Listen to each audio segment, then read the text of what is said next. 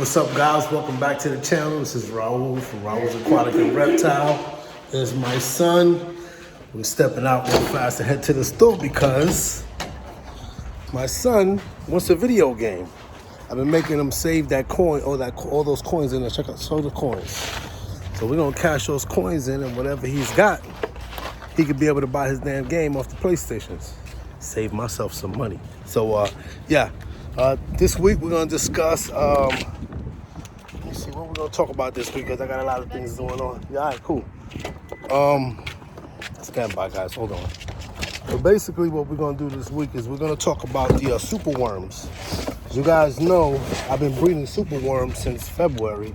So it's been about a year.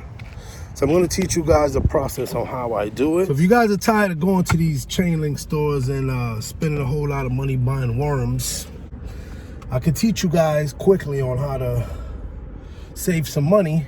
If you're not scared to deal with worms, then I'll teach you guys exactly what you guys need to get, and you guys can start breeding. So we just came back from Publix, and my son Julian ended up having $77 in coins. So obviously, you know, they have to take, I think it's 10%. So he ended up walking out of there with $69. Now I'm taking him over to GameStop so he can buy his game. What happened was he was like, "Dad, there's a new game out." I was like, "Oh yeah? That's how much it costs?" He said, "Like $40. I said, "Time for you to cash out your coins, right?" So yeah, he cashed out his coins, got $69. So on our way now to GameStop. Smile for the camera, homie. Tell me, see how excited you are. All right, man, stay tuned. Hey guys, welcome back to the channel. I'm Raul from Raul's Aquatics and Reptile. I appreciate everybody tuning into my channel this week. I tell you guys that I hit 100 subscribers this week. Actually, I think I'm at 104. I just want to say thank you to everybody who has subscribed to the channel. It makes me feel good knowing that I have 100 people who actually took interest in the content that I have to put out about my fishes and my lizards. I really, really do appreciate it. I want to thank you guys from the bottom of my heart. It makes me feel real good to know that people are actually tuning in to my channel. I do know that I got friends and family that support me. That's one thing, but to have people who don't know me actually tune into the channel and listen to the content that I have to put out every week makes me feel real good. I can't stress to you how grateful I am for everybody to tune into my channel. So thank you. That's a celebration. But anyway, this week what I like to do is I like to talk about the growing of the superworms that I have. Like I said earlier, back in February, I did some research online and I learned how to breed superworms, make it easier for my pocket, and also it's something good to do with my daughter and to learn. I had no ideas that the superworms initially became beetles, and then the beetles in turn breeded and laid eggs, and the eggs turned into worms again. Mealworms and superworms, of course, you know the mealworms are a little bit smaller and the superworms are a little bit longer and bigger. So the mealworms, they have a different process of going through the pupation phase in order to become beetles. They also become beetles and in turn lay eggs, and worms hatch out from the eggs. The only difference between the mealworms and the superworms is that if you have superworms in the colony of other superworms, they will not in turn go through that pupation stage of becoming a cocoon. You have to separate the worm. From what I understand, it's like a stress phase that they go through. You separate them, you isolate them from the other superworms. So what I did was I invested and got me this right here. Then grabbed me one of these tackle bait boxes, and they have individual dividers inside of them. So what I did was I bought 2 of them. And I drilled holes on top of each divider. 22 sections here where I could put 22 superworms in here. So I take the worms and I individually put them in their own section. So like I told you right now, I've got 22 worms that can fit in here. Right now, currently, I have 22 worms here right now. They have not gone through their pupation stage yet. I just put them in here last week. It takes about 3 weeks for them to go through their pupation stage. What happens is you put them individually in there, you just leave them in there. You don't feed them, you don't give them no food, nothing. That in turn stresses them out. What happens is they go into this little circle. They go into a little circle. You just leave them alone. What you have to do is you have to take this, put all the worms inside of it, and put them in your closet. You have to put them in a dark spot. And that's it. Pretty much just sit and wait. What happens is you wait and you check them periodically. I used to have my daughter check them every day when we first started. We were writing down dates and everything because we were so excited. And finally, one of them turned into a cocoon, and my daughter was real excited. She called me, and I was like, cool, take a picture, show me. Once it turns into a cocoon, then you've hit the second stage of the pupation phase. You have to just leave them alone. Then in a couple of more weeks, it's gonna go by. What happens is they hatch out of the cocoon, and a beetle comes out. Actually it comes out like a white beetle. Then after a day it turns brown. Then after another day it turns completely black. Once that happens, you take the beetle out of the tackle box and you put them in another. And what we have here, I have this 3-drawer dresser that I bought from Walmart. Okay, so basically, what has to happen is, here, let me go grab my phone so I can show you real fast. Stand by. All right, so basically, this is the 3-drawer dresser. Here's the top drawer. You'll see all the beetles inside the top drawer. I invested and went to Amazon and bought these 8 crates. And you leave the 8 crates there for them to go in and kind of chill on top of each other. You feed them kale. You can feed them potatoes, bananas, something for them to hydrate with. Obviously their food is their hydration and everything. They don't drink any water. But anyway, as you see, these are the black beetles. So here is the tackle box. So I can show you the worms. There's the worms. So they are individually in their own little section. Disregard that date. That's like when we first started. I started writing down dates and times, like if I'm a scientist, and everything, doing an experiment, which it was an experiment. And you see the little holes that I drill? I drill holes in each one for them to breathe. So I've actually got one there. As you see, they're all in there. I think I'm missing a couple, but they're in there. They've been in there for about a week. Disregard my daughter's messy room. I'm sorry, but I'm chilling in here today because the family's out there and my wife's cleaning and I don't want to get in her way, so I'm not getting yelled at. There's some more there, as you see. So what I did is I put some holes here. I don't think I put any holes in these other ones, but see, I got holes there for them to breathe. There's the worms. You see the U shape? That's the little U shape that they turn into right before they turn into the cocoon. I wish I had some to show you, but I just put these in last week. Actually, what I'm gonna do is I'm gonna go through my photos. I have some old photos of them turning into the pupating, and I'll go ahead and show you guys in the video here in a minute. But anyway, so this is the top drawer. On the bottom here, the top drawer, what I have is oatmeal. Just regular oatmeal. Oatmeal is like the substrate, and they also eat oatmeal too. I throw letters in there for them to eat. I know I should be wearing gloves, but I don't have on my gloves, guys. Sorry. But anyway, there's a screen mesh right here. I'm trying to see if you guys can see that screen mesh. That's that screen mesh.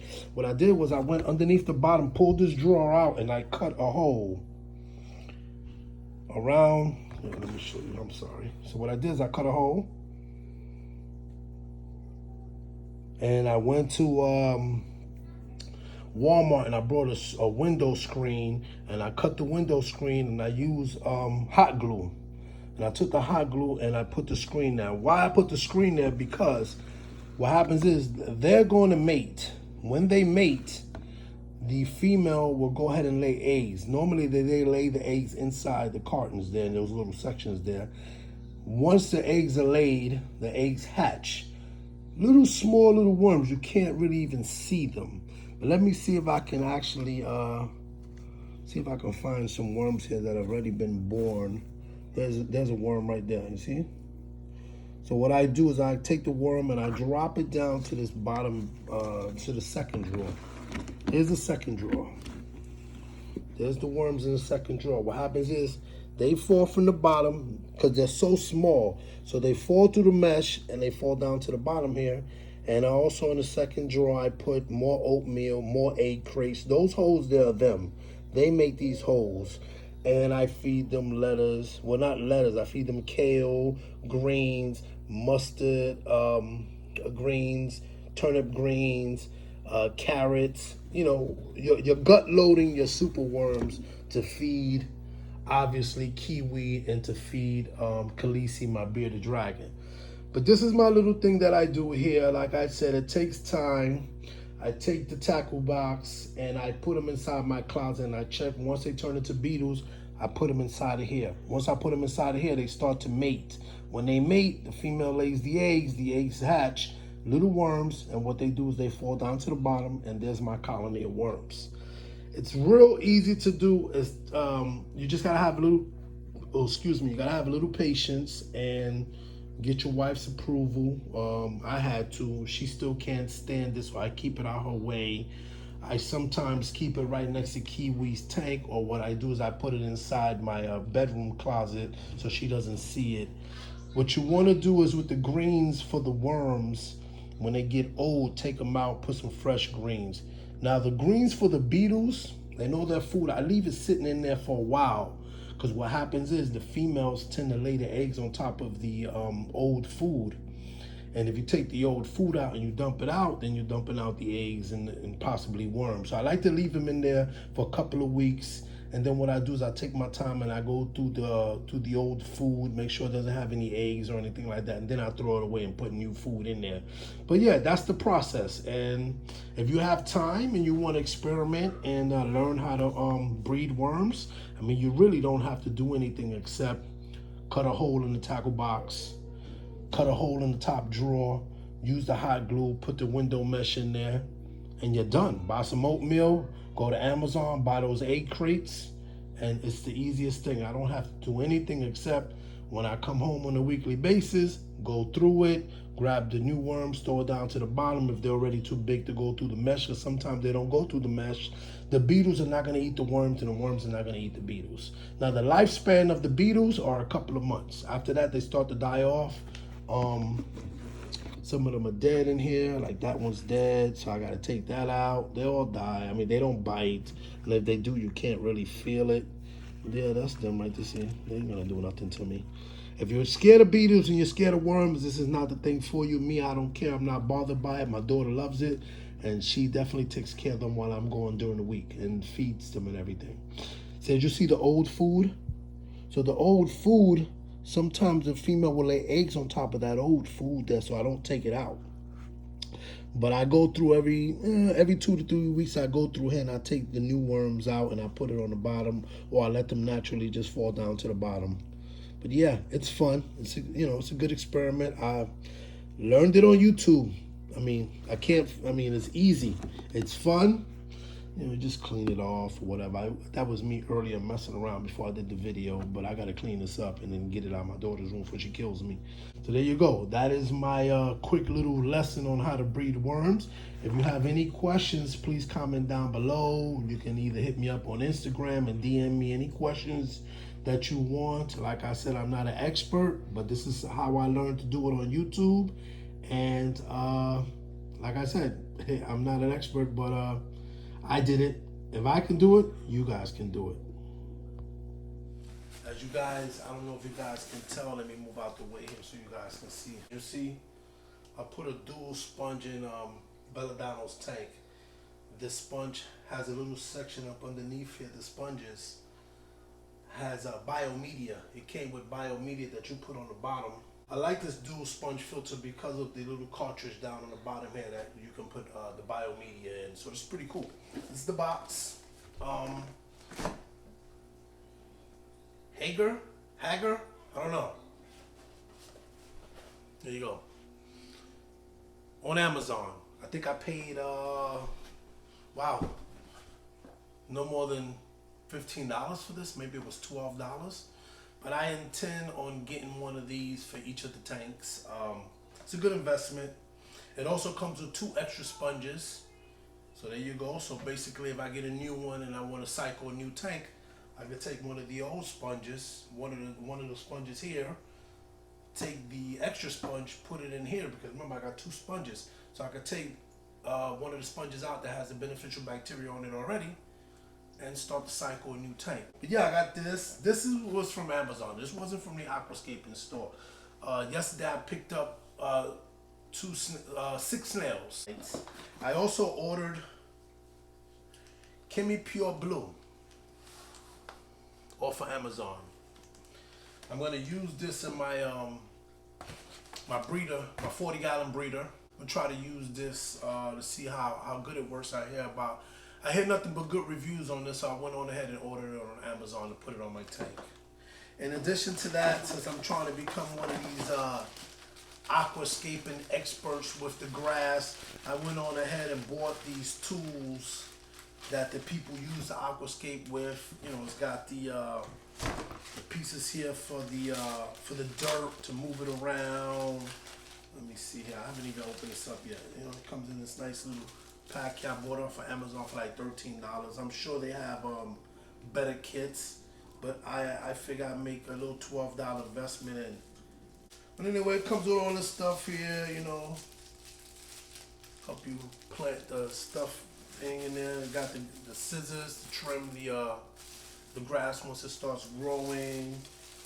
Here's a little broom to even out the soil and everything. And I got another little planting thing at a curve here.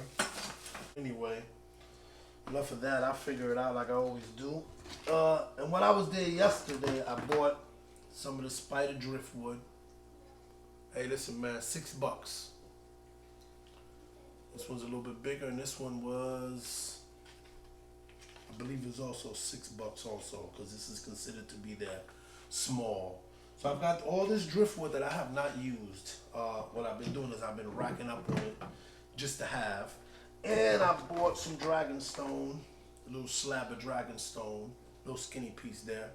This was £1.50 pounds, so I believe I paid like $2. I want to say it was $2 or $3. Well, less than that, because it wasn't. Yeah, it was. I think it's by the pound, so I went £1.50 pounds. So yeah, not bad, right? So I keep it in this little box here, so I don't get yelled at. I'm running out of room to put stuff in, so I bought myself a one of those bins.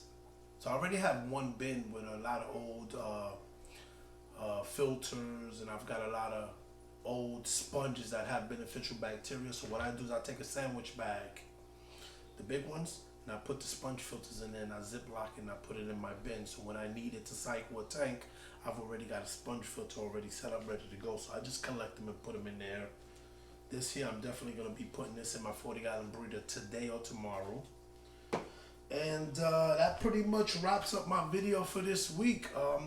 Yeah, it was a short video, not too much going on. I got family coming over today because the football games is on in about another hour or so. So I figure I'll shoot this video real fast. So they like to come over and hang out with us on the weekends.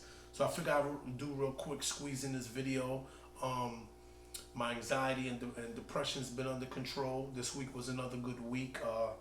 I like to give thanks to God for helping me find this hobby and helping me tackle this issue that I've had for years. I'm not saying I'm fully cured, because as a human we still get mad, we still have episodes, but I think now it's more important to control the episodes when they happen and kind of understand what's going on. So that's the key.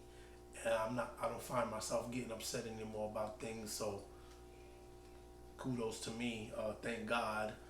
You know, step by step, day by day. It's a day by day process. So with everyone's help, with the family's help, stay tuned with my journey. Once again, if you're new to the channel and you like the content that I put out, please hit the like button and please hit the subscribe button. Okay, that only helps the channel grow. And if you want to stay alert on when I drop a video, hit the notification bell so that way when I drop a video, you guys get a notification and you guys can tune in to see my new video for the week.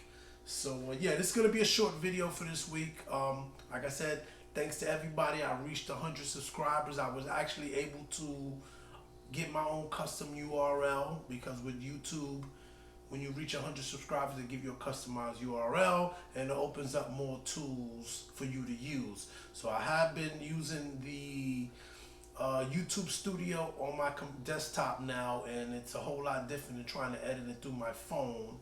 So I'm definitely doing good with that, learning more stuff. So yeah, stay tuned. Have a nice week. God bless. And I'll see you guys next week. Take care, guys.